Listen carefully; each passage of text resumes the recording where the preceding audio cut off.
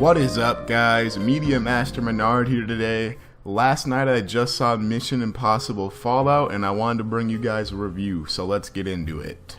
I think I should state this before the review. I've seen a bunch of the Mission Impossible movies, but I really don't remember any of them too vividly. The only one I really remember is Ghost Protocol, and even that one I was still a little hazy, so that is important to this review. So the movie starts off fast and jumps right into it. This group called the Apostles, who has been making anarchy in a bunch of countries, has captured this scientist who knows how to work on nuclear weapons, and he's made 3 nuclear bombs. So naturally, Tom Cruise's character Ethan Hunt's mission, should he choose to accept it, is to stop all this craziness, disarm the bombs, and save the world.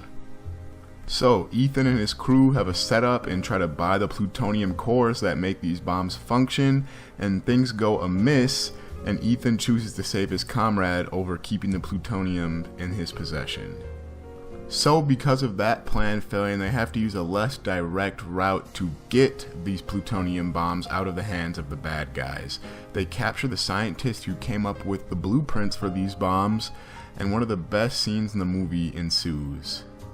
Ethan and his crew have this whole really cool setup staging area where they trick the scientists that they've captured into believing that the nuclear bombs have actually gone off. They do this with clips of CNN and really cool acting to kind of get him to release the blueprints to them, and after he releases the blueprints, we see that it was a fake and it was a hoax, and it was a great start to this movie and kind of an indicator for how the movie would go. They use the intel they gained from tricking the scientists, and they go and they follow the trail of the Apostles into Paris, and that's where the movie really kicks off. I don't want to talk too much more about it because this movie is something that really could be spoiled if you talk about it too much.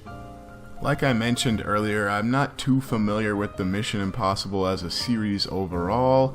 I've seen the movies, but I haven't really connected the dots between them. I've only seen them as individual movies, so sometimes when they were referring to people like my old friend and stuff like that, it would have been nice to have known more about this universe.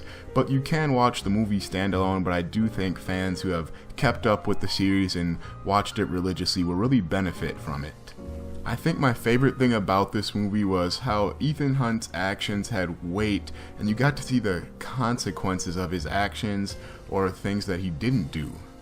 Themes like, is saving the one close to you more valuable than saving millions of lives, are prevalent throughout this movie, as well as talks of, should Ethan be leaving the game, and is it hurting those close to him that he keeps on being in this game and trying to save the world?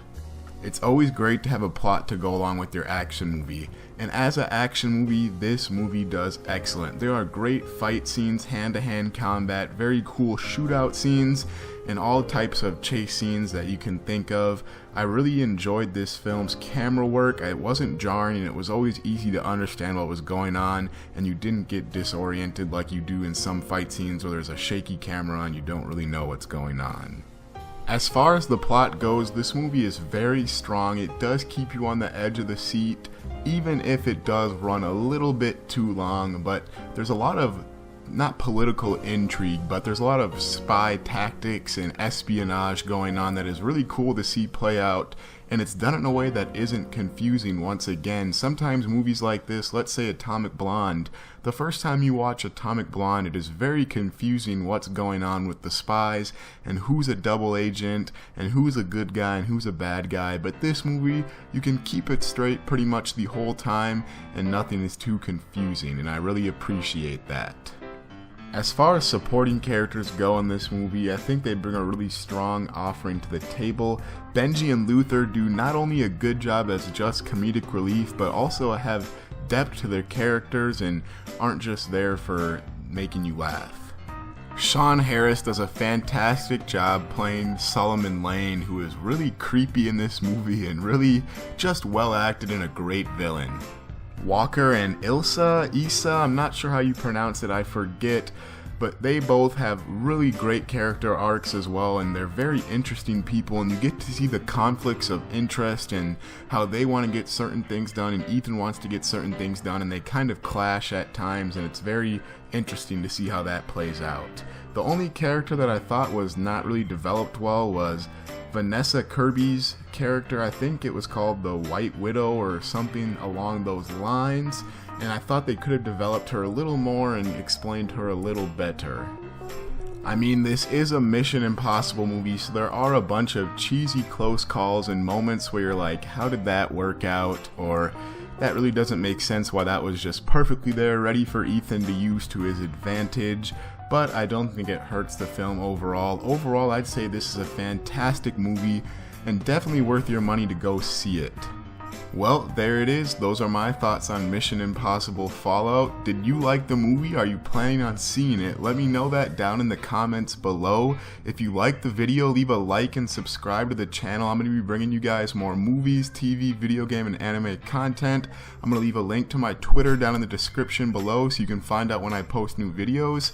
And until then, this is Master Menard, signing off.